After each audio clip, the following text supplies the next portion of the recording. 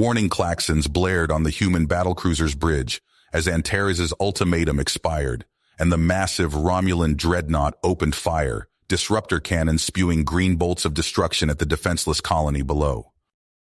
Evasive maneuvers! Get us between that colony and those cannons! Captain Joseph Coleman barked the order, gripping the armrests of his command chair. The lone human warship surged forward on impulse drive, racing to intercept the deadly onslaught. Coleman's ship was drastically outgunned and outmatched by the Romulan warlord's powerful vessel, but he would be damned if he let another human world burn on his watch. Not after failing New Copenhagen. Not again.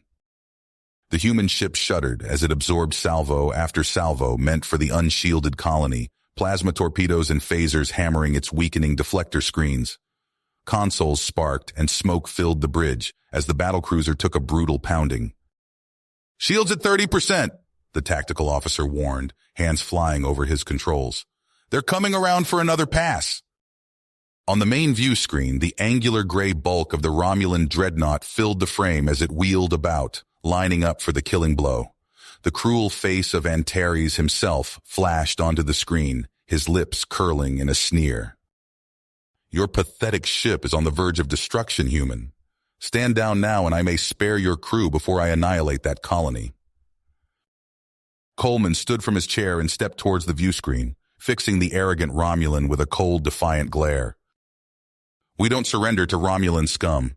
If you want this colony, you'll have to kill every last one of us." The deck plates shook and bulkheads groaned as the dreadnought hammered the battlecruiser with another devastating volley. Damage reports flooded in. Hull breaches, weapons offline, long-range comms destroyed. They couldn't survive another barrage. On the planet below, millions of human colonists huddled in makeshift bunkers, watching the life-or-death space battle play out on flickering view screens. They had mere minutes before the Romulans finished off their last defender and turned their weapons groundside. "Please, save us!" Their desperate pleas crackled over the short-range comms. "Our children are down here. Don't let them butcher us like New Copenhagen." Coleman's face twisted in anguish as he watched another bolt of disruptor fire slam into his crippled ship. Sparks exploded from overloaded EPS conduits, gases venting from ruptured power relays. His people were dying all around him. There was only one way this could end. One final roll of the dice that might just save those colonists. It would be a one-way trip. But Coleman had sworn an oath to defend humanity from the rapacious Romulans, and millions of lives hung in the balance. He turned to his XO, the unspoken question written across his face.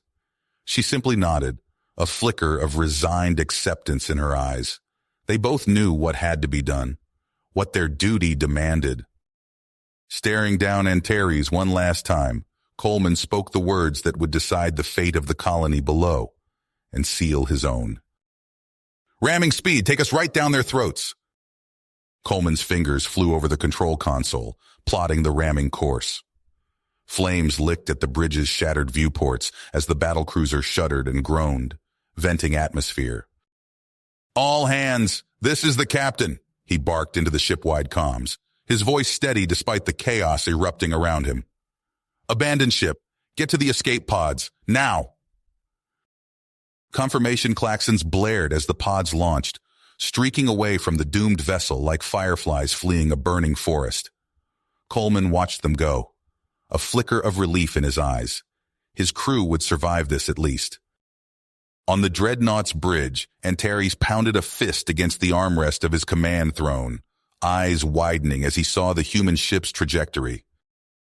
"Intensify forward firepower," he roared at his weapons officer. "Burn that ship from the sky before it hits us." The dreadnought's disruptors flared anew, pouring sheets of searing energy into the onrushing battlecruiser's tattered hull.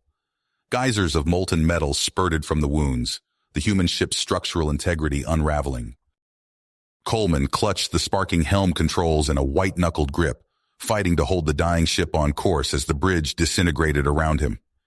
Jagged chunks of bulkhead tore free, whipping through the thickening smoke. The dreadnought loomed in the forward viewports, its angular hull plating filling the screens.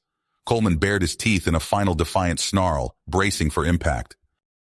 And then the Romulan ship vanished in a blinding series of flashes, explosions marching across its hull like firecrackers.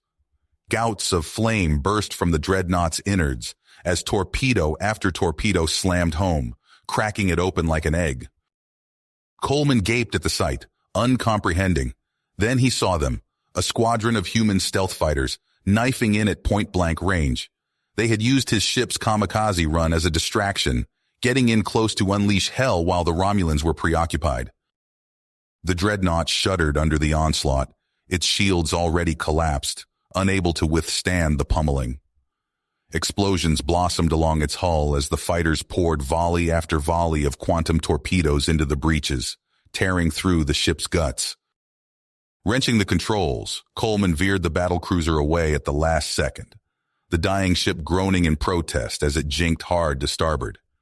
The dreadnought vanished behind him, a miniature sun erupting in its place as the Romulan ship's ruptured antimatter cores lost containment. On the planet below, colonists poured out of their bunkers, eyes turned skyward as they watched the titanic blast light up the heavens.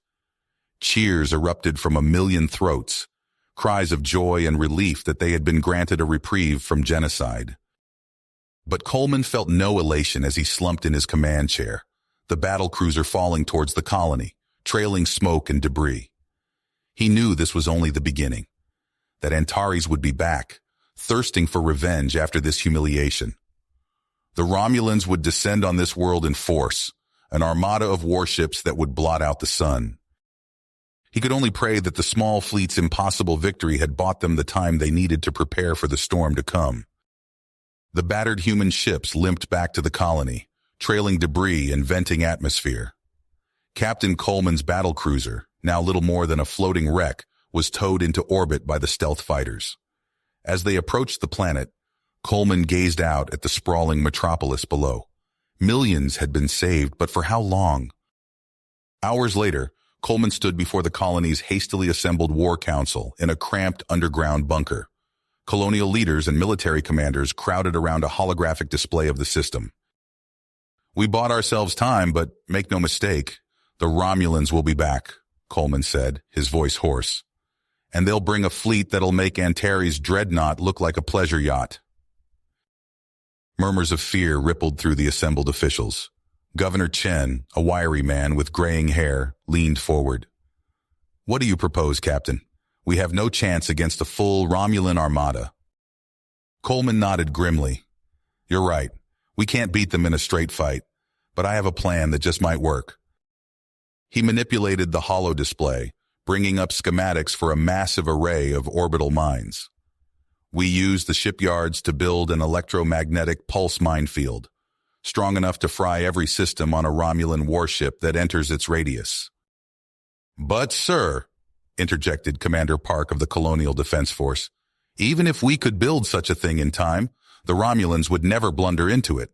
Their sensors would detect it light years away."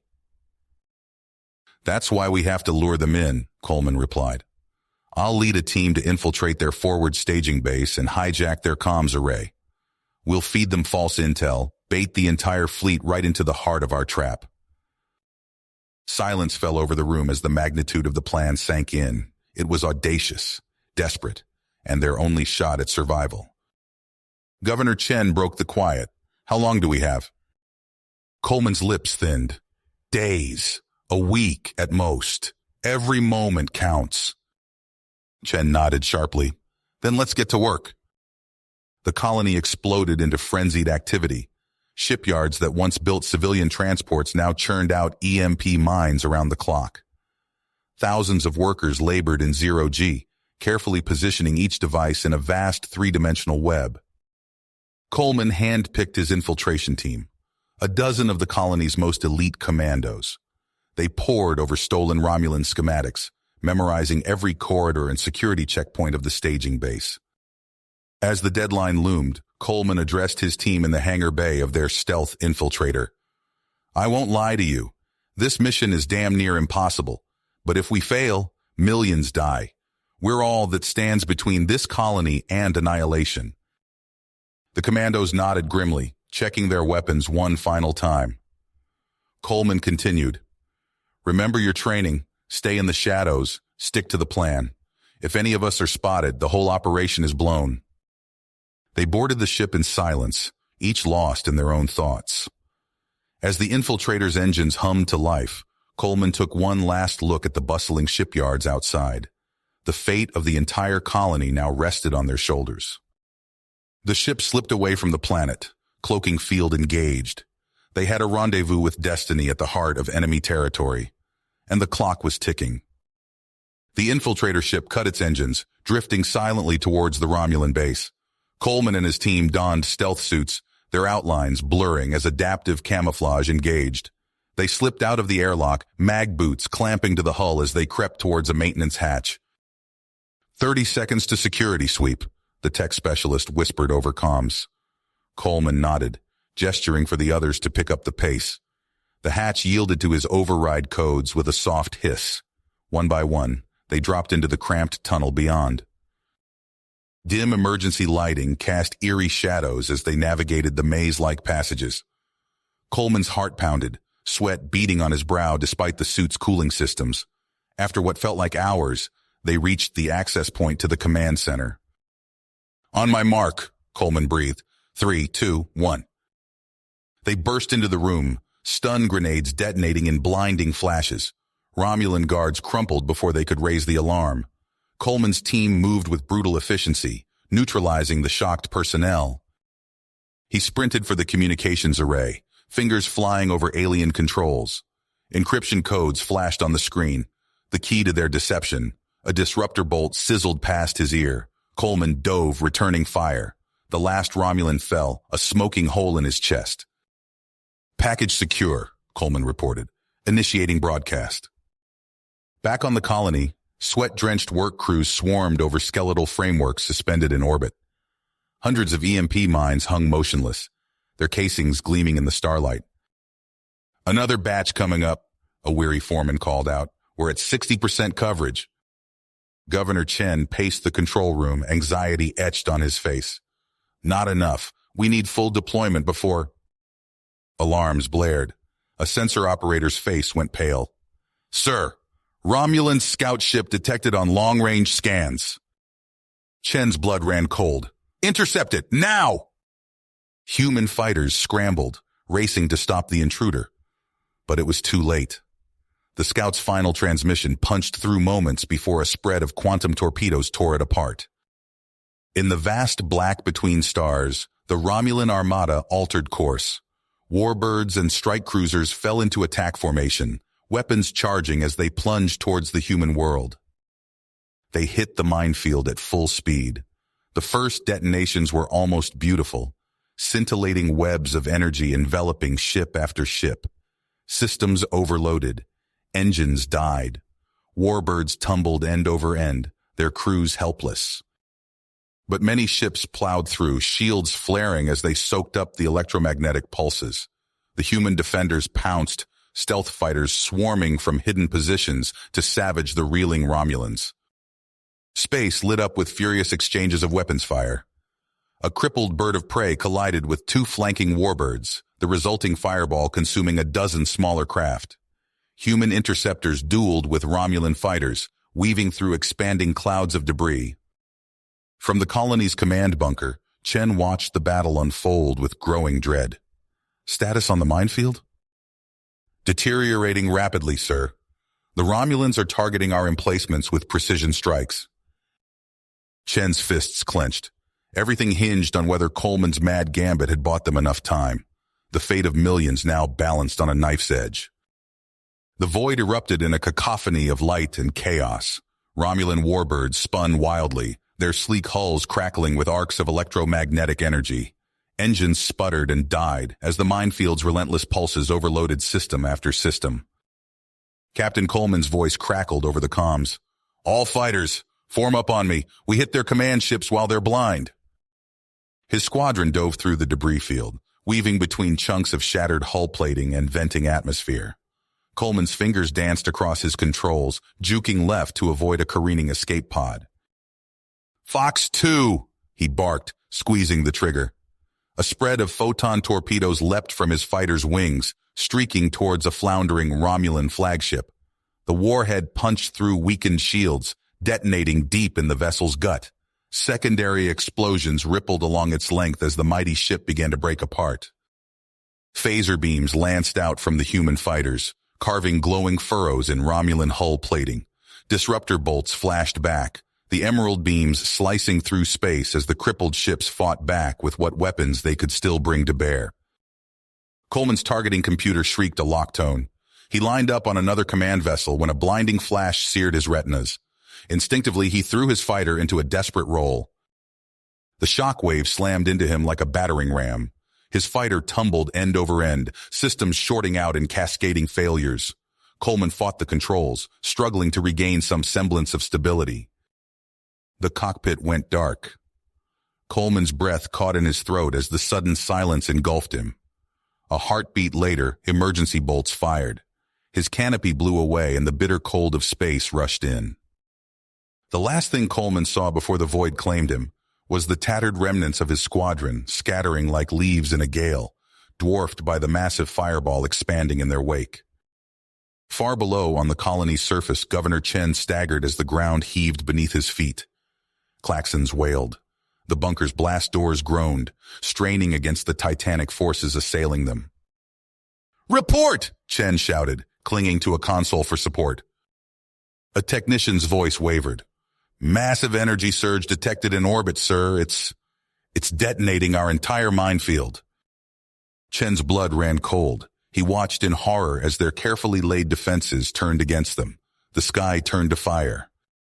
Buildings toppled like children's blocks. Fissures split the earth, swallowing entire city blocks. The colony's spaceport, their lifeline to the stars, vanished in a maelstrom of twisted metal and pulverized concrete. In orbit, the battered remnants of the human fleet limped away from the carnage. A handful of ships, some trailing atmosphere from breached hulls, shepherded a pitiful collection of escape pods. Each capsule packed to bursting with shell-shocked refugees who had, mere hours ago, called this world home. Adrift in the debris field, Coleman's eyes fluttered open. His suit's faceplate was frosted over, emergency systems straining to keep him alive.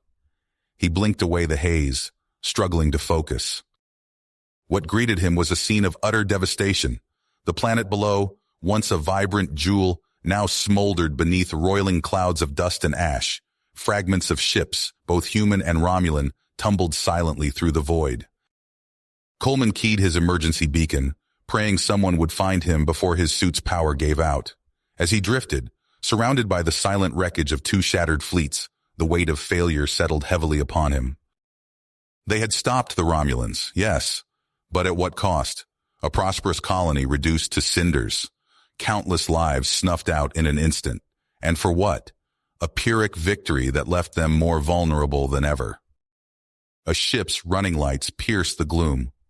Coleman squinted, recognizing the battered silhouette of a human cruiser. As the tractor beam locked on, pulling him to safety, his mind raced. Where would they go now? How could they possibly recover from this? One thing was certain, the real battle was far from finished. And when the Romulans returned, as they surely would, humanity would need every scrap of courage and ingenuity they could muster to survive. You have reached the end of the story.